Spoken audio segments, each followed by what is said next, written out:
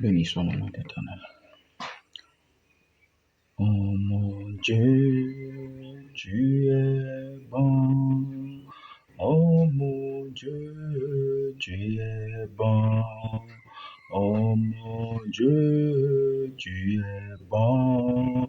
Tu es bon pour nous, tu es bon. Oh mon Dieu, tu es bon. Oh mon Dieu, tu es bon. Oh mon Dieu, tu es bon. Tu es bon pour nous, tu es bon. Tu es venu sur terre, tu es bon pour nous racheter. Tu es bon en donnant ta vie. Tu es bon. Tu es bon pour nous, tu es bon. Oh mon Dieu, tu es bon. Oh mon Dieu, tu es bon. Oh mon Dieu, tu es bon. Tu es bon pour nous, tu es bon. Vivant, il m'aima, mourant, il me sauva. Enseveli, il emporta mes péchés au loin. Ressuscitant, il me justifia à jamais pour être libre. Un jour il doit venir. Oh, quel jour glorieux! Un jour il doit venir. Oh, quel jour glorieux! Quand la bataille sera terminée, les Bibles seront fermées. Oh, nous déposerons nos armes. Oh, elles ne voyageront comme les pensent dans les airs. Moi, je sais qu'il est vivant. Je sais que mon Rédempteur est vivant. Et que le Saint-Esprit, c'est le sceau de la promesse. Oh. Bien-aimés, shalom à tous ceux qui prêtent leur attention à ce message. C'est votre frère bien-aimé, frère Florent Boulingi, depuis Tchibanga. Je viens encore sur notre thème, n'est-ce pas, qui est la repentance. Nous parlons de la repentance. C'est quoi la repentance? Étymologiquement parlant, le mot repentance vient de deux mots grecs. Méta, qui signifie changement, et noia, qui signifie entendement. Et l'entendement, quant à lui, c'est l'ensemble des facultés intellectuelles considérées comme quelque chose de passif qui reçoit et garde les connaissances. Il présente si l'idée de bon sens. C'est le lieu donc de conception et d'intelligence. L'entendement, la conception et l'intelligence sont du domaine de l'esprit, qui est la nature de notre âme ou de notre homme intérieur. Donc, lorsque nous parlons de changement de l'entendement, entre autres, c'est ça, la repentance. L'entendement de conception ou d'intelligence, c'est du changement de la nature de notre âme, de notre homme intérieur, dans son entendement ou sa conception et son intelligence dont il est question ici, lorsque nous parlons de repentance. Donc ici, nous parlons de repentance, n'est-ce pas, en amenant l'homme à comprendre qu'il est question ici de changement de son entendement, de sa manière de concevoir, et de son intelligence, sa manière de réfléchir. Tout ceci doivent être changés, n'est-ce pas, selon la Bible. Pourquoi? Parce que tous, en péché. Depuis le jardin d'Éden, comme dit la Bible, un seul homme a péché et, n'est-ce pas, à travers de cet homme, parce que tous nous descendons de lui, le péché, n'est-ce pas, a été répandu dans toute l'humanité, dans tous les hommes, sans exception. Et ce qui fait que lorsque nous venons au monde, tous, nous naissons dans des conditions, n'est-ce pas, d'iniquité et de péché. D'où la repentance. Parce que dans cette condition, n'est-ce pas, notre entendement, notre manière de concevoir, n'est-ce pas, est voilée à cause du péché.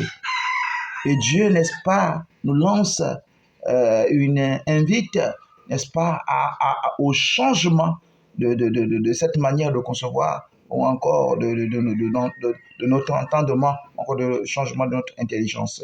Notre intelligence doit être renouvelée. Renouvelée comment? Nous devons, c'est ce que nous essayons, n'est-ce pas, de comprendre, n'est-ce pas, ce matin, au nom du Seigneur Jésus-Christ. La Bible dit que l'âme qui pêche est celle qui mourra. L'âme qui pêche est celle qui mourra.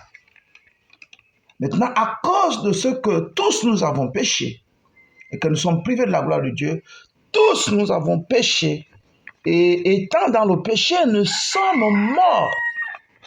Nous sommes morts. Nous sommes séparés de Dieu parce que la mort a pour sens ici la séparation d'avec Dieu.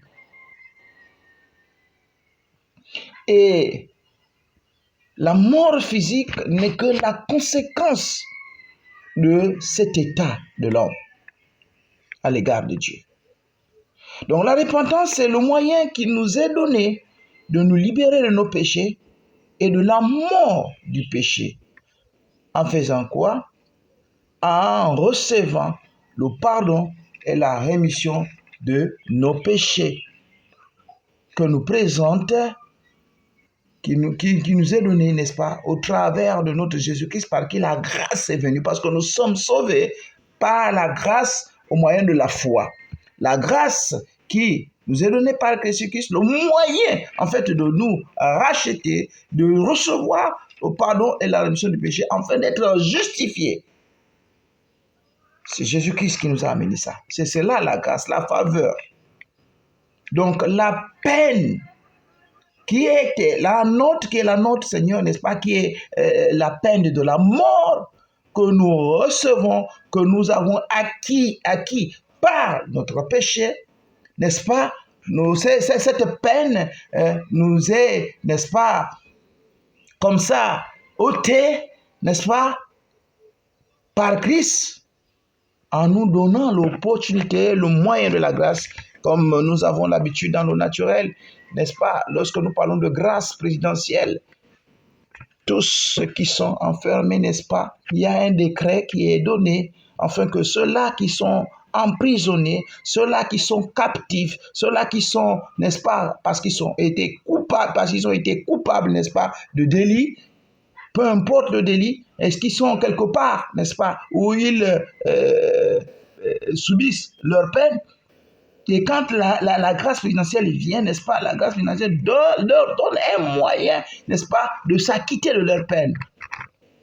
Donc en fait, ils sont pardonnés. Et on leur accorde une nouvelle chance. Et c'est ce que Christ a fait pour nous, pour l'humanité.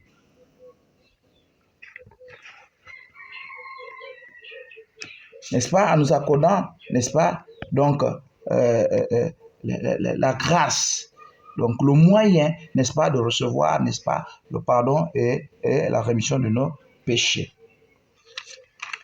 Je veux prendre comme ça, dans les Actes des Apôtres, n'est-ce pas, le chapitre 14, il est écrit ce qui suit, au verset 15 et 16, écoutez ceci. Au verset 15 et 16. 15 et 16. Je lis la parole de Dieu. Il est écrit ce qui suit. En se criant homme, et pourquoi agissez-vous de la sorte? Nous aussi, nous sommes des hommes de la même nature que vous. Et vous apportant quoi? Une bonne nouvelle.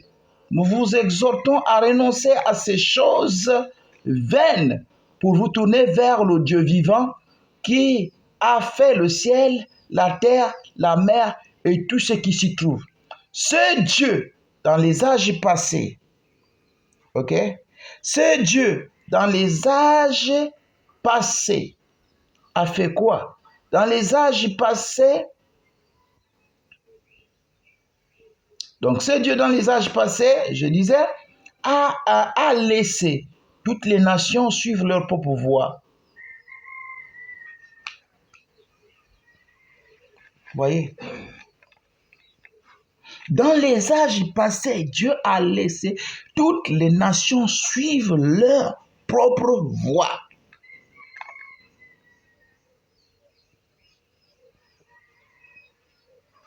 Tout ceci avant la venue du Seigneur Jésus-Christ.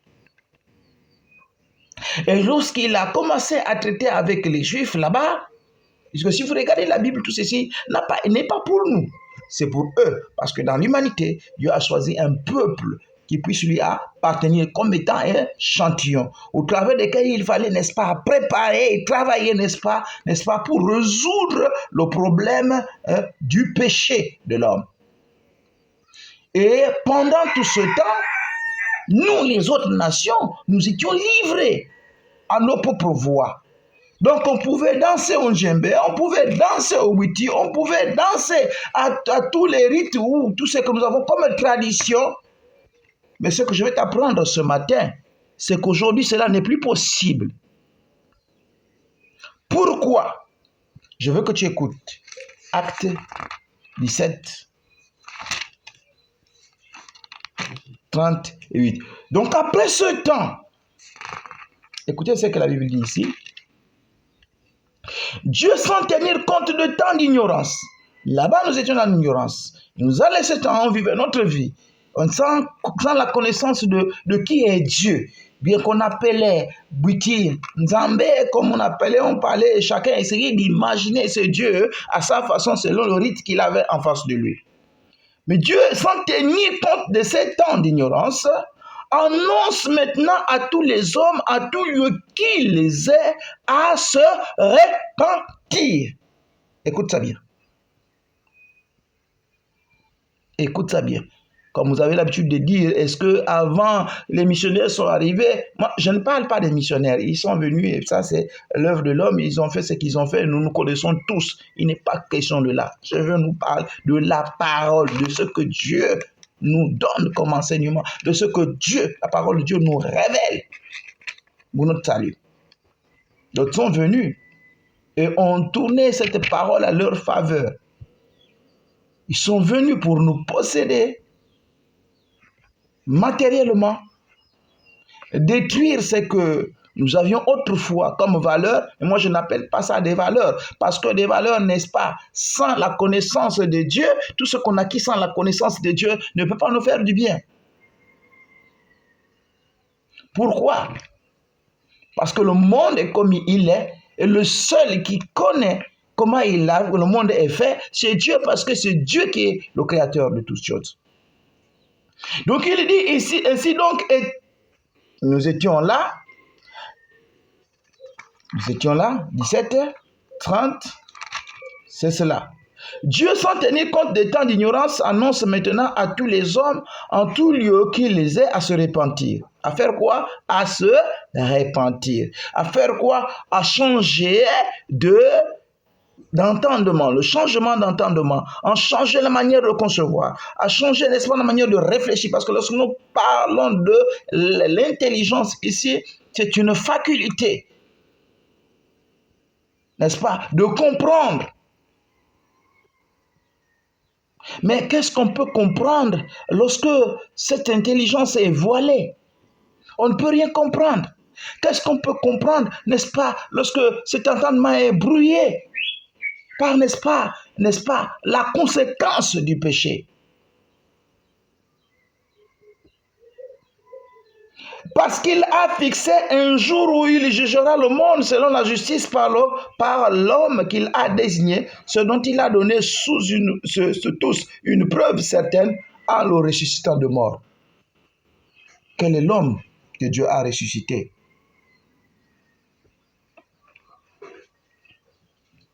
Nous savons tous, Christ qui est venu à nous, il a été crucifié, ressuscité le 3e jour. Et c'est par lui qu'est prêché la repentance et le pardon, par son nom qu'est prêché la repentance et le pardon, n'est-ce pas, de nos péchés.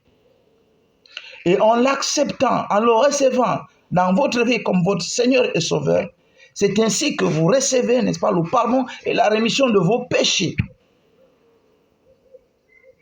C'est ça l'évangile. C'est de cela dont il est question dans la repentance. Et refuser cela, c'est prendre, c'est subir le jugement de Dieu au jour de sa colère. C'est pourquoi nous vous disons maintenant, nous vous annonçons maintenant. Comme cela est dit dans Romains, nous avons lu dans la première prédication où nous avons pris comme essai pour essayer d'ouvrir ce que nous sommes en train de faire. Comment, n'est-ce pas, invoqueront-ils le nom de celui qu'ils ne connaissent pas? Et comment connaîtront-ils celui-là s'il n'y a pas de personnes pour prêcher ce dernier? Et comment est-ce qu'il y aura de prédicateurs si ils ne sont pas envoyés?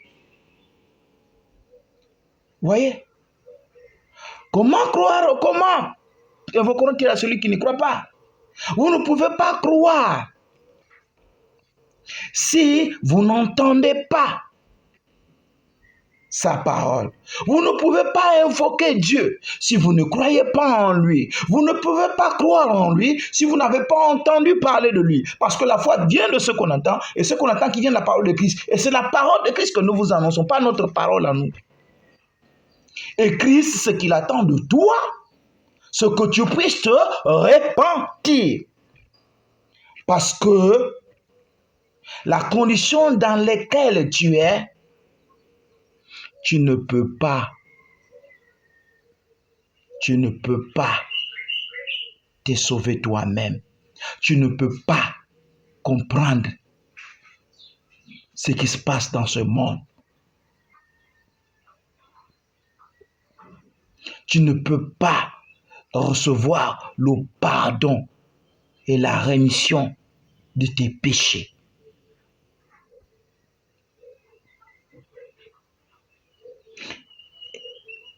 Nous allons partir dans le livre de Luc 24. Dans Luc 24, il nous est dit, il nous est rapporté par notre bien-aimé Luc, à partir du verset, je prends 46 et 49, lisons la parole de Dieu, écoutez ce qui suit. C'est Jésus qui leur parlait, vous voyez l'histoire des 2 disciples, n'est-ce pas, sur la route de Maïus, qui étaient là après la mort de Jésus-Christ, et étaient là dans le regret, dans le désespoir, ils avaient peut-être des parce qu'ils ne comprenaient pas ce qui s'était passé, bien qu'ils avaient annoncé cela. Ils étaient perdus, ils étaient perdus, là, ils s'interrogeaient, ils parlaient. Et Jésus va leur aborder, étant déjà ressuscité, mais ils n'avaient pas reconnu, ils ont fait chemin avec eux, en leur expliquant, n'est-ce pas, ce qui devait se passer. Il leur dit ceci. Écoutez. Il leur dit, ainsi il est écrit que le Christ souffrirait et qu'il ressusciterait des morts le 3e jour. Et que la repentance et le pardon des péchés seraient prêchés en son nom à toutes les nations, à commencer par Jérusalem. À commencer par Jérusalem. Et quand il commence à Jérusalem, ceci devait, n'est-ce pas, ne devait pas s'arrêter qu'à Jérusalem. Ça, c'était la première étape du Seigneur Jésus-Christ. Parce que quand il y vient aux brebis perdues de la maison d'Abraham. Mais qu'est-ce qui s'est passé? Est-ce devait-il s'arrêter par là? Non. Il ne devait pas seulement s'arrêter par là. Ceux qu'il avait eu comme gens qui ont décidé d'accepter de le suivre, il leur donna cette commission. Puis il leur dit, allez par tout le monde et prêchez la bonne nouvelle à toute la création. Celui qui croira et qui sera baptisé sera sauvé. Mais celui qui ne croira pas sera condamné. Bien-aimés, c'est le moment où nous devons nous repentir. C'est le moment où nous devons changer notre conception, notre manière de concevoir, notre manière de comprendre. Notre entendement doit changer parce qu'il est voilé par le péché. Le diable a mis un voile. Celui qui est l'auteur du péché a mis un voile. C'est ce qui s'est passé dans le jardin d'Éden. Lorsque Ève a accepté ce qu'il a proposé, n'est-ce pas, le voile a été mis sur lui. Et tous, nous avons péché. Et nous sommes privés de la gloire de Dieu parce que, étant voilés, nous ne pouvons pas voir cette gloire-là. Or, la gloire de Dieu, c'est qui? C'est son Fils Jésus-Christ, qui est venu pour nous, mourir à la croix du calvaire. Mais qui peut comprendre cela, si ce n'est que celui qui accepte ce qu'il a fait, tout en renonçant, n'est-ce pas, aux mauvaises œuvres, n'est-ce pas, que nous accomplissons, n'est-ce pas, sur terre. C'est de cela dont il est question. Et c'est ce que nous disons. C'est de cela dont nous parlons maintenant.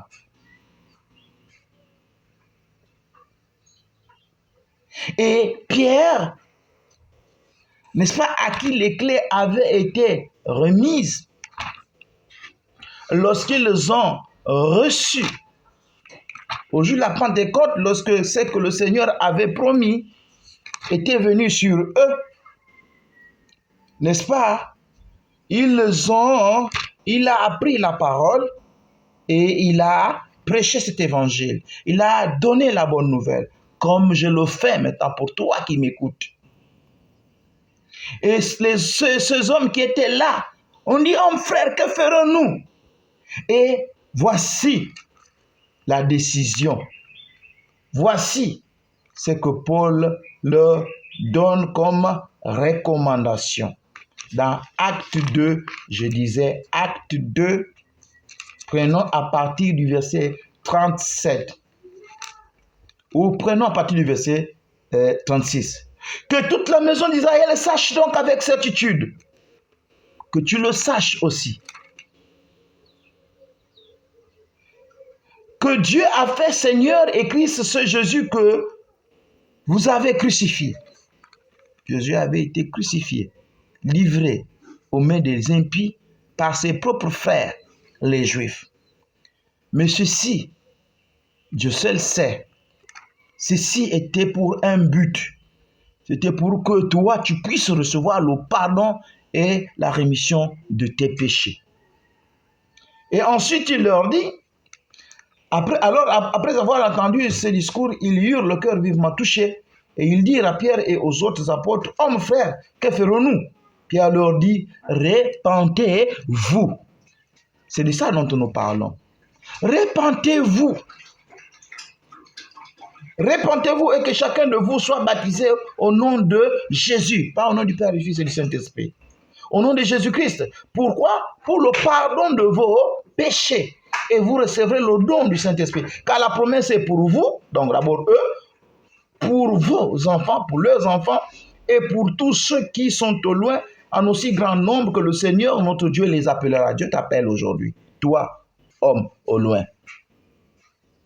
Nous, les autres nations en dehors d'Israël, Dieu nous appelle maintenant à rentrer dans ce salut, à recevoir le salut, n'est-ce pas, à nous repentir. En nous repentant, n'est-ce pas, nous rentrons dans le salut. Nous commençons le processus du salut. Parce que la repentance, n'est-ce pas, va nous amener, n'est-ce pas, la repentance, bien sûr, hein, en nous engageant par le baptême, en prenant notre baptême au nom du Seigneur Jésus-Christ, nous introduit dans la première étape de la grâce qui est la justification de nos péchés. C'est-à-dire nous sommes pardonnés, nous avons reçu le pardon de nos péchés et désormais nous sommes libres de tout péché. C'est de cela dont il est question. Parce que tous ont péché et sont privés de la gloire de Dieu. Veux-tu continuer à vivre cette vie que tu vis en dehors de Dieu? La Bible dit que nous avons été faits par lui et pour lui. Vous voyez que vivre en dehors de Dieu, c'est être dans la condition de rebelle. Et quand on est rebelle, on n'est pas gentil. Là, on est méchant. Être rebelle envers notre Créateur. Être rebelle avec celui qui nous a suscités pour que nous soyons ouvriers avec lui. Voyez, quand nous allons dans Genèse, nous voyons que Dieu avait planté un jardin. Et il avait mis tout ce qu'il fallait dans ce jardin, mais sauf qu'il n'y avait personne pour le cultiver et le garder. Et c'est comme ça qu'il avait suscité l'homme. Et c'est comme ça qu'il avait façonné l'homme. D'abord à son image. En plus, il l'a fait un corps pour qu'il puisse rentrer en contact avec la matière, pour cultiver le jardin et le garder. Donc Dieu nous a fait pour un but, pour que nous soyons ouvriers avec lui. Mais maintenant, toi, tu décides de te détourner de Dieu pour être ouvrier avec qui? Ouvrier de l'iniquité. Non. Dieu ne nous a pas appelés pour être des ouvriers de l'iniquité. Il nous a appelés pour être des ouvriers de sa justice, des ouvriers pour son œuvre à lui. Et pour y rentrer dans cette vie-là, dans ce cadre-là, nous devons, c'est ça qui nous avons été au commencement, mais nous nous sommes détournés en écoutant la voix du serpent, qui est l'ennemi de Dieu. Et qui est aussi l'ennemi des enfants de Dieu. Parce qu'à tous ceux qui ont cru en lui, en tous ceux qui croient en cette parole, il a donné le pouvoir de devenir enfant de Dieu. Tu vas à l'église, certes, mais si tu n'es pas encore pris la décision de te repentir et de prendre ton baptême au nom du Seigneur Jésus-Christ, ce n'est que des balades que tu fais à l'église. Tu dois prendre une décision, où que tu puisses être. Et je te donne déjà la référence, Acte 2, 38. Il n'y a pas de baptême au nom du Père, du Fils et du Saint-Esprit. La recommandation a été donnée dans Matthieu 28, mais aucun des apôtres n'a baptisé au nom du Père, du Fils et du Saint-Esprit.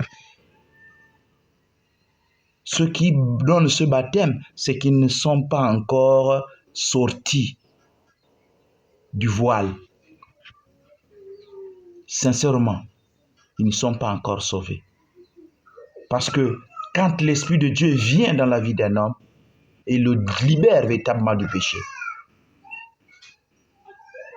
Et c'est le but de cet enseignement. Si tu entends cela, si tu as suivi cela, si tu suis cela, si tu regardes cela, je te prie, la décision à prendre, c'est de te repentir. Ou si tu as des questions, peut-être tu ne sais pas comment t'y prendre, quel que soit l'endroit où tu te trouves. Nous sommes situés, pour ceux qui sont à Tubanga, nous sommes situés à Pola, le quartier qu'on appelle Pola, derrière le lycée d'État de Tubanga, Nazer Boulingi. Vous prenez la ruelle de la route Banyara. Quand vous arriverez, n'est-ce pas, chez le soudeur qu'on appelle Christophe, en face de lui, vous avez le Diakité, ce malien qui a construit ces belles maisons. Mais la ruelle qui va juste derrière, juste en face, lorsque vous avez le dos tourné à Christophe le soudeur, vous avez une ruelle qui rentre, qui ressort à la carrière. Vous suivez seulement cette ruelle-là avant d'arriver chez le défunt Moukoukou, pour ceux qui connaissent. Nous nous sommes situés quelque part derrière Diakité, dans un terrain qui est entouré de palmiers. Et si vous n'êtes pas sûr, une fois que vous êtes dans la zone indiquée, vous pouvez, n'est-ce pas, nous appeler au 062 18 12 67. Je dis bien 062 18 12 67. Bien-aimé, je suis un ouvrier avec Dieu. Et Dieu ne rejette pas celui qui vient à lui. Que Dieu te bénisse.